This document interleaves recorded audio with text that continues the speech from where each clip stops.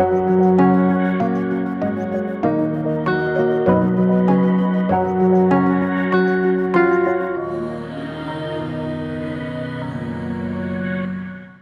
മാതാവിനും തിരുകുമാരനും കോടാനുകോടി നന്ദി. ഞാൻ ഇന്നിവിടെ സാക്ഷ്യം പറയാൻ നിൽക്കുന്നത്, എൻ്റെ പേര് അനശ്വര.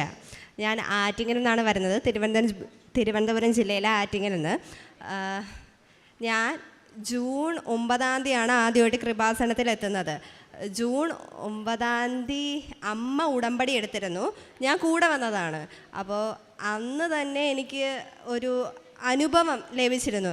എന്ന് പറഞ്ഞാൽ ഞാനിവിടെ നിന്ന് അമ്മയുമായി വീട്ടിൽ എത്തിയ ശേഷം എൻ്റെ ഒരു സുഹൃത്തിൻ്റെ അനിയത്തിക്ക് ഒരു ആക്സിഡൻറ്റ് സംഭവിച്ചായിരുന്നു. ആക്സിഡൻ്റ് എന്ന് പറഞ്ഞാൽ ആ കുട്ടിയെ വണ്ടി ഇടിപ്പിച്ച് തെറിപ്പിച്ചു. അപ്പം അതിൻ്റെ ചേച്ചി എൻ്റെ അടുത്ത് പറയുവാണ്, അനിയത്തിയുടെ ഒരു വിവരവും അറിയുന്നില്ല, എനിക്ക് എന്ത് ചെയ്യണമെന്ന് അറിയില്ല. അപ്പം ഞാൻ പറഞ്ഞു, ഞാൻ കൃപാസനം എന്ന് പറഞ്ഞൊരു പള്ളിയിൽ പോയിരുന്നു, അവിടുത്തെ മാതാവ് മോളുടെ അനിയത്തിയെ രക്ഷിക്കും, കുഞ്ഞിന് ഒന്നും വരുത്തില്ല എന്ന് ഞാൻ പറഞ്ഞു. അപ്പം പിറ്റേ ദിവസം ആ മോളിങ്ങനെ പറയുന്നു, അനിയത്തി വീട്ടിലെത്തി, അനിയത്തിക്ക് ഒരു കുഴപ്പമില്ല, അവൾ ഓക്കെ ആണെന്ന് പറഞ്ഞു.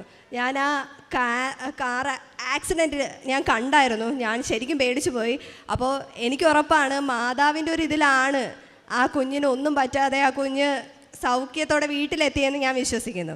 ഇനി ഞാൻ ഉടമ്പടി എടുത്തത് ജൂലൈ 3 ജൂലൈ 3 ഇന്ന് ഞാൻ സാക്ഷ്യം പറയാൻ നിൽക്കുന്നത് എൻ്റെ അച്ഛൻ്റെ കാര്യമാണ്. അച്ഛൻ ഈ 2023 ഞാൻ ഉടമ്പടി എടുത്തത്. നവംബർ 24 അച്ഛൻ ഒട്ടും വയ്യാണ്ടായി എന്ന് പറയുമ്പോൾ ഈ നടന്നു പോകുമ്പോൾ യൂറിൻ പാസ് ചെയ്യുകയും യൂറിനിൽ കൂടെ ബ്ലഡ് വരികയും അങ്ങനെ നടുവേദന, അങ്ങനെ ഒട്ടും ആളെ കൊണ്ട് നടക്കാനൊന്നിനും പറ്റാത്ത അവസ്ഥയായി, കുഴഞ്ഞു വീഴുകയൊക്കെ ചെയ്തു.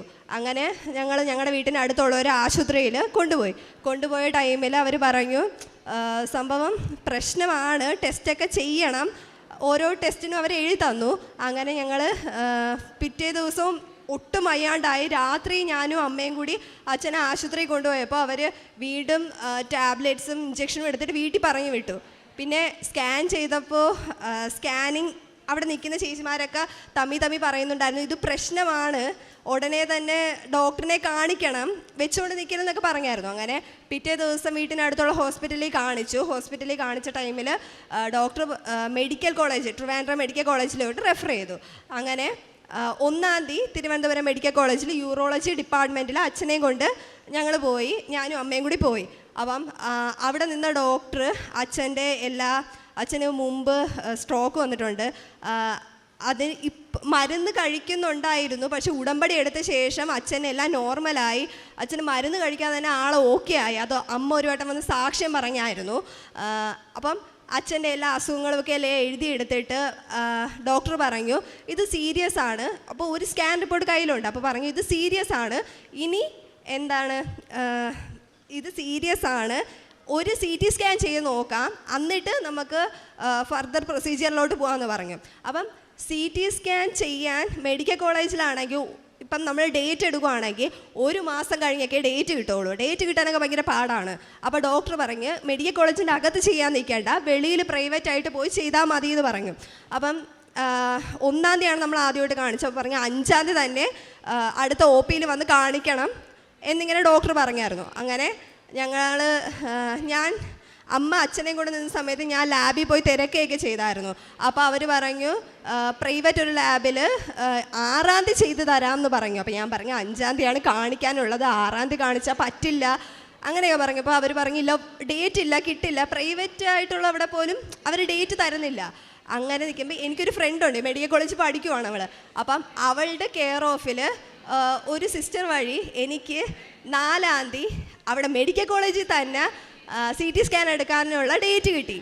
ആദ്യം 2 കിട്ടിയത്. അപ്പം 1 ഈ സംഭവങ്ങളൊക്കെ നടക്കുന്നത്. 2 ഞാനും അമ്മയും കൂടി കൃപാസനത്തിൽ വരാമെന്ന് പറഞ്ഞായിരുന്നു മാതാവിൻ്റെ അടുത്ത്.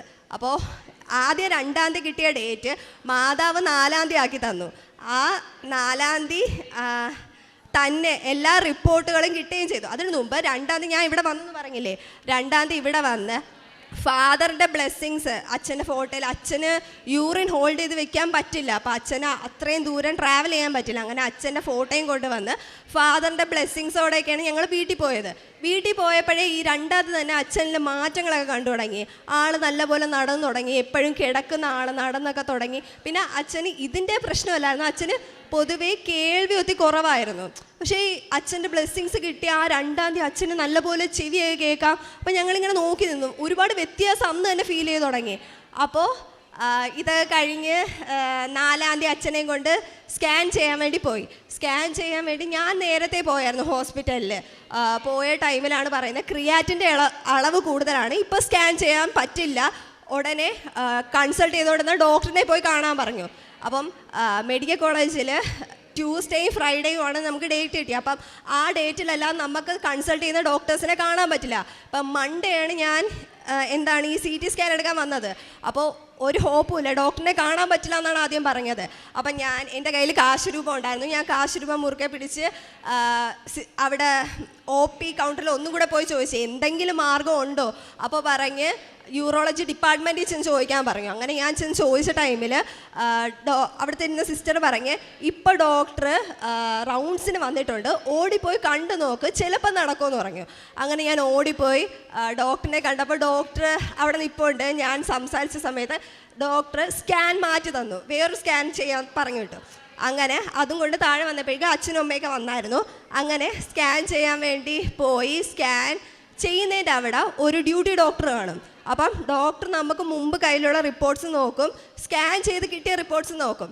അപ്പം ഡ്യൂട്ടി ഡോക്ടർ ഈ 2 റിപ്പോർട്ട്സ് തമ്മിൽ ഇങ്ങനെ കുറേ നേരം നോക്കി നിൽക്കുന്നേ. അവരിങ്ങനെ തമ്മിയൊക്കെ സംസാരിക്കുന്നു. എന്നിട്ട് അവരെ പറഞ്ഞു പേ ചെയ്യാനൊന്നും നിൽക്കേണ്ട, ഡയറക്റ്റ് അൾട്രാസൗണ്ടിൽ പോയി അൾട്രാസൗണ്ട് ചെയ്തിട്ട് വരാൻ പറഞ്ഞു. അങ്ങനെ ഞാനും അമ്മയും അച്ഛനെയും കൊണ്ട് അൾട്രാസൗണ്ട് ചെയ്യാൻ പോയി. തിരിച്ചു വന്നപ്പോൾ അവർ പറയുന്നു ആദ്യത്തേൽ ഭയങ്കര പ്രശ്നം ഉണ്ടായിരുന്നു എന്ന് പറഞ്ഞാൽ ആദ്യത്തെ സ്കാനിൽ ഇവിടെ നിന്ന് ചെയ്തിട്ട് പോയ സ്കാനിൽ അച്ഛന് സിസ്റ്റ് ഉണ്ടായിരുന്നു. സിസ്റ്റ് ട്യൂമർ ആണോ എന്ന് ഡൗട്ട് ഉണ്ടായിരുന്നു. ഈ സ്കാൻ ചെയ്ത റിപ്പോർട്ടിൽ സിസ്റ്റെ കാണാനില്ല. അത് ഭയങ്കര വലിയ അത്ഭുതമായിപ്പോയി. അങ്ങനെ ഞങ്ങൾ ഈ റിപ്പോർട്ട്സ് മൊത്തം ഞങ്ങളെ കാണിച്ചുകൊണ്ടിരുന്ന ഡോക്ടേഴ്സിനെ കാണിച്ചു. അപ്പം ഡോക്ടർ പറഞ്ഞു ആൾക്ക് കുഴപ്പമില്ല, ആൾക്ക് ഫസ്റ്റ് റിപ്പോർട്ടിൽ നല്ല പ്രശ്നം ഉണ്ടായിരുന്നു, ഇപ്പോഴും ആൾക്ക് ഒരു പ്രശ്നമില്ല, ആൾ സിസ്റ്റോ ഒരു പ്രശ്നമില്ല. പക്ഷേ യൂറിൻ ബാക്ടീരിയ ഉണ്ട്, അത് നെഫ്രോളജി കാണിക്കാൻ പറഞ്ഞു. നെഫ്രോളജിയിലെ ഡോക്ടർ 1 വീക്ക് മരുന്ന് തന്നിട്ട് വീണ്ടും യൂറിൻ കൾച്ചർ ചെയ്യാൻ പറഞ്ഞായിരുന്നു. യൂറിൻ കൾച്ചർ ചെയ്ത് വന്നപ്പം ഡോക്ടർ പറഞ്ഞു ആൾക്ക് ഒരു കുഴപ്പമില്ല, ആൾ വീണ്ടും നോർമലാണെന്ന് പറഞ്ഞു.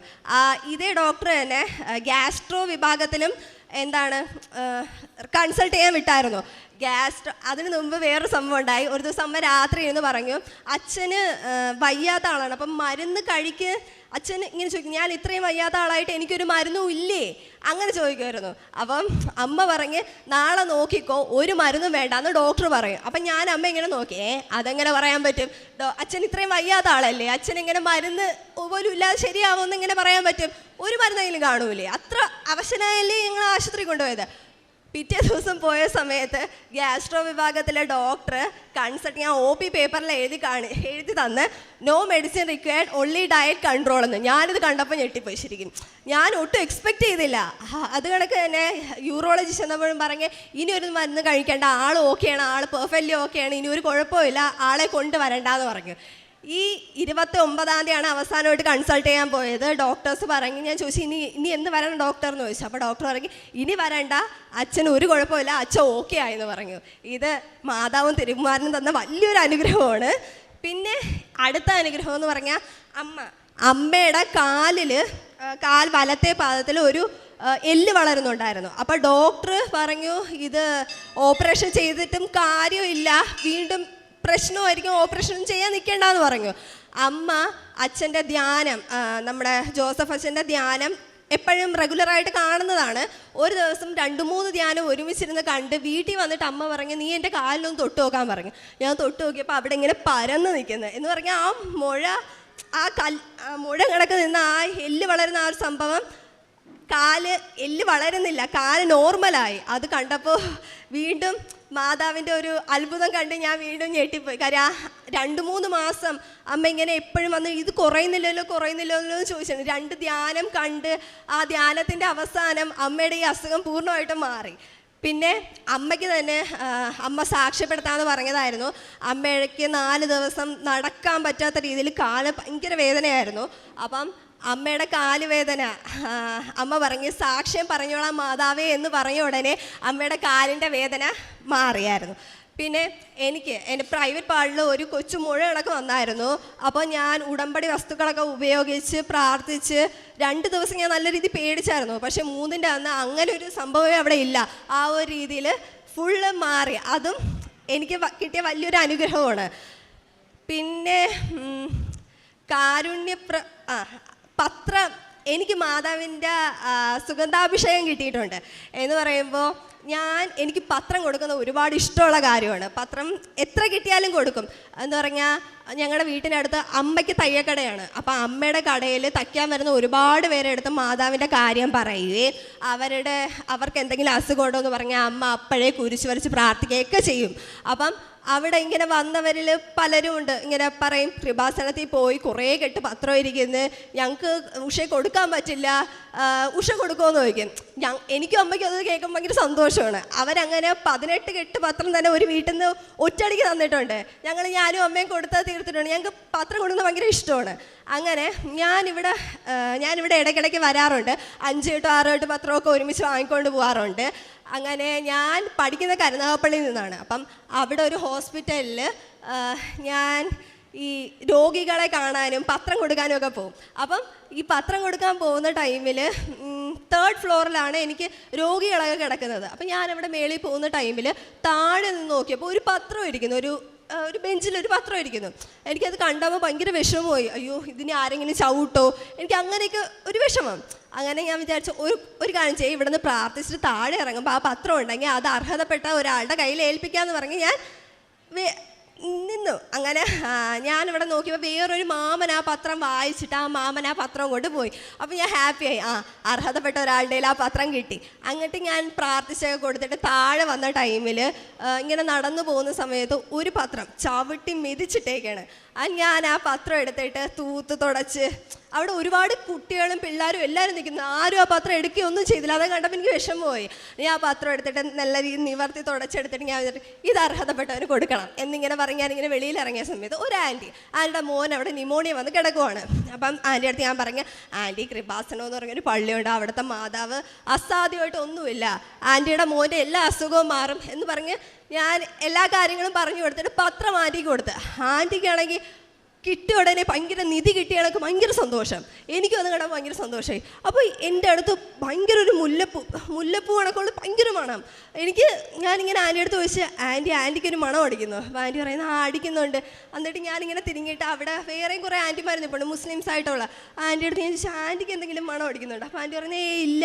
അപ്പം ഞാൻ പറഞ്ഞു, ഇത് മാതാവ് നമ്മളെ അടുത്ത് വന്നതാണ് ആൻറ്റി വിശ്വാസത്തോടെ ആ പത്രം വാങ്ങിയതും ഞാൻ ഈ തന്നതും എല്ലാം കൊണ്ട് മാതാവ് നമ്മുടെ അടുത്ത് വന്നതാണെന്ന് പറഞ്ഞു. അപ്പോൾ ഈ ആൻറ്റി എൻ്റെ അടുത്ത് പറഞ്ഞു, മോളെ എൻ്റെ വാർഡിലും ഒത്തിരി പിള്ളേരും ആൻറ്റിമാരും ഉണ്ട്, അവർക്ക് കൊടുക്കാനും കൂടെ പത്രം തരുമെന്ന് ചോദിച്ചു. അപ്പം ഞാൻ പറഞ്ഞു, തരാം ആൻറ്റി, പക്ഷേ എനിക്ക് തരാൻ മടിയാണ്, എനിക്ക് പത്രം എനിക്ക് തന്നെ കൊടുക്കണമെന്നുണ്ട്. എനിക്കിങ്ങനെ പേരിന് വേണ്ടി ഇപ്പം ഞാൻ ആരെയും നിർബന്ധിച്ച് ഒരു പത്രം അടിച്ചേൽപ്പിക്കില്ല. ഞാൻ എല്ലാം പറഞ്ഞ് മനസ്സിലാക്കി അവർ വാങ്ങുമെങ്കിലേ കൊടുക്കുള്ളൂ. അവർ വാങ്ങില്ല, അവർ പേരിന് വേണ്ടി വാങ്ങുവാണെങ്കിൽ ഞാൻ പറയും ആയിരിക്കും വേണ്ടെങ്കിൽ ഞാൻ അർഹതപ്പെട്ടവർക്ക് കൊടുക്കാമെന്ന് പറയും. അപ്പം ഈ ആൻറ്റി എന്നോട് ചോദിച്ച സമയത്ത് ഞാനിങ്ങനെ പറഞ്ഞു, 4 പത്രമേ ഉള്ളൂ, 2 പത്രം ആൻറ്റിക്ക് തരാം, 2 ഞാൻ എടുക്കുകയെന്ന് പറഞ്ഞു. ഈ പത്രം ഞാൻ എടുത്ത് വാങ്ങി വെച്ച് കറക്റ്റ് മാധവ് മണം അടിച്ചുകൊണ്ടേ നിൽക്കുകയാണ്. കറക്റ്റ് അർഹതപ്പെട്ട 2 പേരെ എൻ്റെ കൺമുമ്പിൽ എത്തിച്ച്. ഒരാൻറ്റി നിന്നങ്ങ് കരയുവാണ് എന്ന് പറഞ്ഞാൽ ആൻറ്റിക്ക് ട്യൂമറുണ്ട് യൂട്രസിൽ എന്ന് പറഞ്ഞ ആൻറ്റി ഇരുന്ന് കരയുന്നു. അപ്പോൾ ഈ ആൻറ്റിക്ക് പത്രം കൊടുത്തിട്ട് പ്രാർത്ഥിച്ച് കൊടുത്തിട്ട് പറഞ്ഞ ആൻറ്റി ചെന്ന് ടെസ്റ്റ് ചെയ്ത് നോക്കും, ഒരു കുഴപ്പവും കാണൂല, ആൻറ്റി ഇവിടെ വന്ന് സാക്ഷ്യം പറയണേ എന്ന് ഞാൻ പറഞ്ഞ ആൻറ്റിക്ക് ഒരു പത്രം കൊടുത്ത്. വേറൊരു ആൻറ്റി ബി പി വന്ന് തളർന്ന് പോവുകയാണ്. ആൻറ്റിക്ക് ഞാൻ കുരിശ് വരച്ച് പ്രാർത്ഥിച്ചിട്ട് പത്രം കൊടുത്ത് പറഞ്ഞ് ആൻറ്റിക്ക് ഒരു കുഴപ്പം വരില്ല, ഇനി ആൻറ്റി ഈ ഒരു പ്രശ്നം കൊണ്ട് ആശുപത്രി വരേണ്ട അവസ്ഥ വരില്ല, ആൻറ്റി പൂർണ്ണ സൗഖ്യം വരുമെന്ന് ഞാൻ ആൻറ്റിയുടെ പറയും കൊടുത്ത്. ഈ ഒരു ടൈമിലാണ് എനിക്ക് ഫസ്റ്റായിട്ട് സുഗതാഭിഷേകം കിട്ടുന്നത്. രണ്ടാമത് കിട്ടുന്നതെന്ന് പറഞ്ഞാൽ ഈ ജപമാല റാലി ഉടനീളം എന്ന് പറഞ്ഞാൽ അങ്ങറ്റം തൊട്ട് ആ പള്ളി എത്തുന്ന വരെ എനിക്കും അമ്മയ്ക്കും നല്ലപോലെ സുഗന്ധാഭിഷേകം. അപ്പം ഞങ്ങൾ എന്ന് പറഞ്ഞു ഞങ്ങൾക്ക് മാത്രമേ കിട്ടുന്നുള്ളൂ. അടുത്തിരിക്കുന്നവരോട് ചോദിക്കുമ്പോൾ അവർ പറയുന്നത് കിട്ടുന്നില്ല. അപ്പം ഞാനും അമ്മ ഇങ്ങനെ നോക്കും, നമുക്ക് അങ്ങറ്റം തൊട്ട് ഇങ്ങറ്റം വരെ സുഗതാഭിഷേകം കിട്ടും. മാതാവ് കൂടെ വന്നു ഞങ്ങളുടെ. പിന്നെ മൂന്നാമത് ഈ നവംബർ 18-ാം തീയതിയാണ്. എനിക്ക് 19-ാം തീയതി ഒരു എക്സാം ഉണ്ടായിരുന്നു. അപ്പം എനിക്കാണെങ്കിൽ നെഞ്ചിൽ കഫം കെട്ടി ശ്വാസം മുട്ടായി. അപ്പം ഞാൻ രാത്രി ജപമാല ചൊല്ലുന്ന ടൈമിൽ ചെറിയൊരു മുല്ലപ്പൂവിൻ്റെ സുഗന്ധം കിട്ടി. അപ്പം ഞാൻ വിചാരിച്ചു ഇതെനിക്ക് തോന്നുന്നതാണ്, ചെറുതായിട്ടേ വരുന്നുള്ളൂ, തോന്നുന്നതാണെന്ന് പറയും. ഞാൻ റൂമിൻ്റെ വെളി ഇറങ്ങിയിട്ട് അകത്ത് കയറിയ സമയത്ത് റൂമിൻ്റെ അകത്ത് നല്ലപോലെ ഉണ്ട്. അപ്പോൾ എനിക്ക് മനസ്സിലായി മാതാവ് ഉണ്ടെന്ന്. പക്ഷേ അന്നത്തെ ദിവസം എനിക്ക് ഉറങ്ങാൻ പറ്റിയില്ല എന്ന് പറഞ്ഞാൽ നെഞ്ചിൽ കഫം കിടക്കുന്ന സമയത്ത് നമുക്ക് ഇങ്ങനെ കിടന്ന് ഉറങ്ങാൻ പറ്റില്ല, ശ്വാസം മുട്ടുന്നു. അങ്ങനെ ഞാൻ എന്ത് ചെയ്തു, വെളുപ്പിന് ഞാൻ കട്ടിലിൻ്റെ ഒട്ടും ഉറങ്ങാൻ പറ്റാത്തതുകൊണ്ട് ഞാൻ കട്ടിലിൻ്റെ താഴെ ഇരുന്നിട്ട് തല കട്ടിലിൽ വെച്ച് കിടക്കുമായിരുന്നു. അപ്പം ഞാൻ വിചാരിച്ചു ജപമാല ചൊല്ലാം. ഇങ്ങനെ ജപമാല ചൊല്ലി ഞാൻ കൊന്തോരണം എത്തിച്ചിട്ട് ഞാൻ അവിടെ വെച്ച് ഞാനൊന്നിങ്ങനെ തല ചായ്ച്ച് കിടന്ന ടൈമിൽ എൻ്റെ റൂമിൻ്റെ അവിടെ ഒരു ഗ്ലാസ് ഉണ്ടായിരുന്നു. മാതാവിൻ്റെ ഒരു കുഞ്ഞു ഫോട്ടോ വെച്ചിട്ടുണ്ട് കേട്ടോ. അവിടെ ഒരു ഗ്ലാസ് ഇരിപ്പുണ്ടായിരുന്നു. ഗ്ലാസ്സിൽ 2 കൊട്ടണ ശബ്ദം കേട്ടു. അപ്പം ഞാൻ എത്ര ശ്രമിച്ചിട്ട് എനിക്ക് കണ്ണു തുറക്കാൻ പറ്റുന്നില്ല. എനിക്ക് മനസ്സിലായി മാതാവ് വരുന്നുണ്ട്, തിരുകുമാരനും വരുന്നുണ്ട്, ആ ഒരു ഫീലിംഗ് ഉണ്ട്. 2 തവണ കൊട്ടി. പെട്ടെന്ന് എൻ്റെ മൂക്കിൽ കൂടി ഇങ്ങനെ സുഗന്ധാഭിഷേകം വന്നിട്ട് 2 തവണ ഇങ്ങനെ കെട്ടിപ്പുണരുന്ന കണക്ക് എന്തോ 2 വട്ടം ഇങ്ങനെ കെട്ടിപ്പുണരുന്ന കണക്ക് തോന്നി. ഞാൻ എൻ്റെ പരമാവധി കണ്ണു തുറക്കാൻ ശ്രമിച്ചു, പക്ഷെ എന്നെ കൊണ്ട് പറ്റുന്നില്ല. അങ്ങനെ ഞാൻ ലാസ്റ്റ് എങ്ങനെയൊക്കെയോ കണ്ണു തുറന്ന ടൈമിൽ എൻ്റെ ചുറ്റും ആരുമില്ല, എല്ലാം റൂമിലെല്ലാം നോർമലാണ്. അപ്പം എനിക്ക് മനസ്സിലായി മാതാവ് വന്നു. പിന്നെ ഞാൻ ജസ്റ്റ് കിടന്ന ഉടനെ ഞാനങ്ങ് ഉറങ്ങി. അത്രയും നേരം ഉറങ്ങാൻ പറ്റാത്ത എനിക്ക് പെട്ടെന്ന് ഉറങ്ങാൻ പറ്റി. ഇത് കണക്ക് തന്നെ ഞാനിപ്പം മെഡിക്കൽ കോളേജിൽ അച്ഛൻ്റെ ആവശ്യ സമയത്ത് മെഡിക്കൽ കോളേജിൽ പോകുന്ന സമയത്ത് രോഗികളെ കാണുമ്പോൾ ഞാനും അമ്മയും കുരിശുവരച്ച് പ്രാർത്ഥിച്ച് കൊടുക്കുക, സ്ട്രെച്ചറിലൊക്കെ പോകുന്നവർക്ക് കുരിശുവരച്ച് പ്രാർത്ഥിച്ച് കൊടുക്കുക, എല്ലാവർക്കും പത്രം കൊടുക്കുകയൊക്കെ ചെയ്യുമായിരുന്നു. ഈ മെഡിക്കൽ കോളേജിൽ ചിലരുടെ അടുത്ത് എത്തുമ്പോൾ സുഗതാഭിഷേകം എനിക്ക് കിട്ടും കേട്ടോ. അപ്പം മാതാവ് ഇങ്ങനെ എൻ്റെ അടുത്ത് ഇങ്ങനെ പറയും, അവരോട് പറ മാതാവിനെ കുറിച്ച് പറ എന്നിങ്ങനെ പറയും. ഈ പറഞ്ഞവരെയൊക്കെ കൃപാസന മാതാവിനെ കുറിച്ച് കേട്ടിട്ടുണ്ട്, പക്ഷെ വരാൻ ഒരുപാട് ആഗ്രഹിക്കുന്നവരുമാണ്, പക്ഷെ എത്തിയിട്ടില്ല. അവരുടെ അടുത്തൊക്കെ എത്തുമ്പോൾ എനിക്കൊരു സുഗന്ധാഭിഷേകം കിട്ടാറുണ്ട്. ഞാനിങ്ങനെ അവരോട് ചോദിക്കും കൃപാസന മാതാവിനെ കുറിച്ച് കേട്ടിട്ടുണ്ടാന്ന് ചോദിക്കുമ്പോൾ അവർ പറയും കേട്ടിട്ടുണ്ടെന്നൊക്കെ പറയും. അപ്പം ഇങ്ങനെ ഇന്നും ഞാൻ അവിടെ വന്ന് പ്രാർത്ഥിക്കുന്ന സമയത്ത് എനിക്ക് കിട്ടിയായിരുന്നു അവിടെ രാവിലെ. അപ്പം അങ്ങനെ ഉടനീളം സുഗന്ധാഭിഷേകം കിട്ടാറുണ്ട്. പിന്നെ എന്നെ മാതാവ് ഞാൻ എന്നും രാവിലെ പ്രാർത്ഥിച്ച ശേഷം സങ്കീർത്തനം 91 വായിക്കാറുണ്ട്. എന്നും വായിക്കും, മുടങ്ങാറില്ല. അപ്പോൾ മാതാവ് എൻ്റെ എൻ്റെ കൂടെ ഉള്ള അടക്കം എനിക്ക് ഫീൽ ചെയ്യാറുണ്ട്. ഞാൻ വണ്ടിയിൽ നിന്ന് സ്ഥിരം വീഴുന്ന ആളായിരുന്നു. വണ്ടിയിൽ നിന്ന് സ്ഥിരം വീഴുന്നതെന്ന് പറഞ്ഞാൽ വണ്ടിയിൽ ജസ്റ്റ് ഒന്ന് പോയാൽ എൻ്റേതല്ലാത്ത കാരണത്താൽ ഞാൻ വണ്ടിയിൽ നിന്ന് വീണുകൊണ്ടിരിക്കുകയായിരുന്നു. പക്ഷെ ഉടമ്പടി എടുത്തതിന് ശേഷം ഞാൻ വണ്ടിയിൽ നിന്ന് വീണിട്ടില്ല. ഏറ്റവും എന്നെ അത്ഭുതപ്പെടുത്തിയ ഒരു സിറ്റുവേഷൻ എന്ന് പറഞ്ഞാൽ ഞാനും എൻ്റെ ഫ്രണ്ടും 2 വണ്ടിയിലായിട്ട് പോകുമായിരുന്നു. ഞങ്ങൾ തമ്മിലൊരു 100 മീറ്റർ വ്യത്യാസമേ കാണുള്ളൂ, 150 അതിനിടയിൽ വ്യത്യാസമേ ഉള്ളൂ. അപ്പോൾ അവരെ കടന്നുപോയി. പെട്ടെന്ന് ഒരു ഇടവഴിയിൽ നിന്ന് 2 പട്ടികൾ പെട്ടെന്ന് എടുത്ത് ചാടി എനിക്ക് ബ്രേക്ക് പിടിക്കാൻ പോലുള്ള ടൈമില്ല. ഞാൻ വിചാരിച്ചു വണ്ടി ഇടിച്ചു, ഞങ്ങൾ വീണ് എന്ത് ചെയ്യണമെന്നറിയാമേ, ബ്രേക്ക് പോലും പിടിക്കാം. ഞാനിങ്ങനെ ഫ്രണ്ടിലോട്ട് പോയ ടൈമിൽ ഞാൻ ബ്രേക്ക് പിടിക്കാൻ പോലും ടൈമില്ല. ഈ പട്ടികളുടെ ഇടയിൽ ഗ്യാപ്പ് വന്നു. അതിനെ ഞാൻ വണ്ടി നിർത്തിയിട്ട് തിരിഞ്ഞ് നോക്കിയപ്പോൾ ആ പട്ടികൾ ഒരുമിച്ച് നിൽക്കുവാണ്. എൻ്റെ സൈഡിൽ നിന്ന് എതിരെ വന്നൊരു ചേട്ടൻ അപ്പോഴേ ഇങ്ങനെ കുരിശ് വരച്ചു. അപ്പം എനിക്ക് മനസ്സിലായി ഇത് മാതാവ് ഇടപെട്ടു. എനിക്ക് അന്ന് തൊട്ട് മാതാവ് എൻ്റെ കൂടെ ഉണ്ട് എന്നെനിക്കൊരു വിശ്വാസമാണ്. എൻ്റെ വണ്ടിയുടെ ചുറ്റും എപ്പോഴും പട്ടികൾ കാണാറുണ്ട്. പക്ഷേ എനിക്ക് ആ ടൈമിൽ മാതാവ് ഒന്നി കറക്റ്റായിട്ട് ബ്രേക്ക് കിട്ടും, അല്ലെങ്കിൽ അതിനെ എന്തെങ്കിലുമൊക്കെ മാതാവ് അത്ഭുതങ്ങൾ അപ്പം സൃഷ്ടിക്കാം. പിന്നെ അമ്മയ്ക്ക്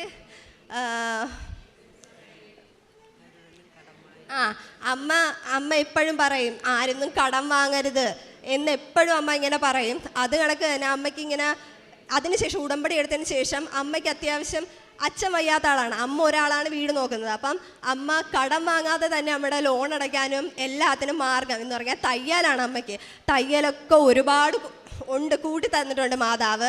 അത് കണക്ക് തന്നെ അമ്മ ആ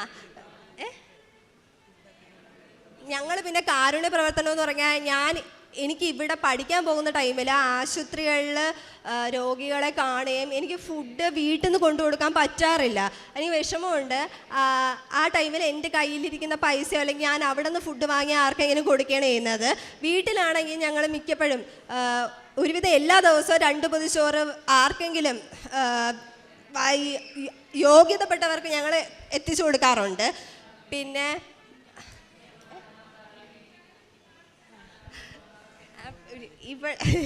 ഇവള് അനിയത്തി, ഇതെൻ്റെ അനിയത്തിയാണ്.